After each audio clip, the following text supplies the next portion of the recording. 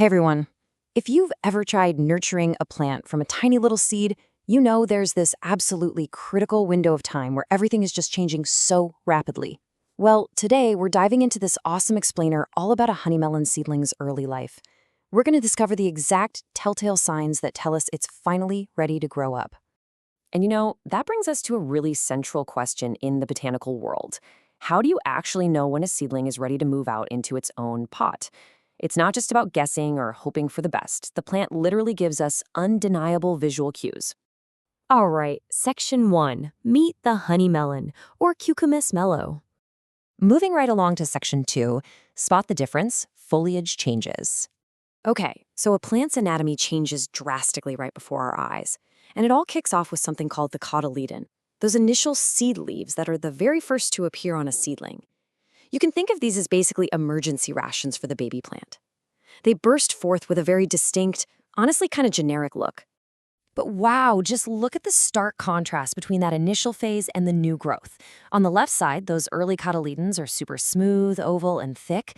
But over on the right, we see the true leaves. Growing directly from the apical bud, these first genuine leaves feature these really distinct, serrated edges. You are literally watching the plant take on its true form. Section 3, a surprising citrus secret, visible oil glands. Now this is where it gets really cool, because these new true leaves carry hidden properties you might never expect. The author's notes explicitly point out that true leaves have visible oil glands which give off this amazing citrus aroma when crushed. Just by touching this serrated foliage, you release a completely unexpected scent. It's a sensory detail that totally transforms how you interact with the plant. Now, with a fresh citrus smell like that, you might be tempted to just toss them right into a salad. But actually, hold on. Take note of this. While these true leaves are in fact edible, they absolutely must be properly cooked first. Seriously, unless you want a very bitter, uncomfortable stomachache, never eat them raw.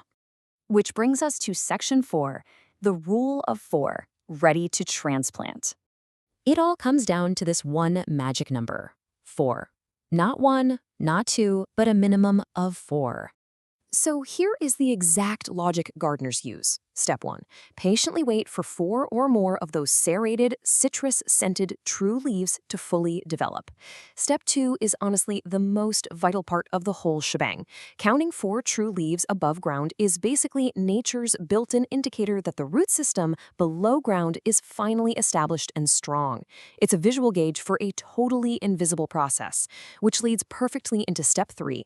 Only now can you safely transplant the honey melon seedling into its own individual pot. We've just seen how a simple visual shift from a smooth leaf to a serrated one acts as a literal biological clock for a root system. It really makes you stop and wonder, doesn't it?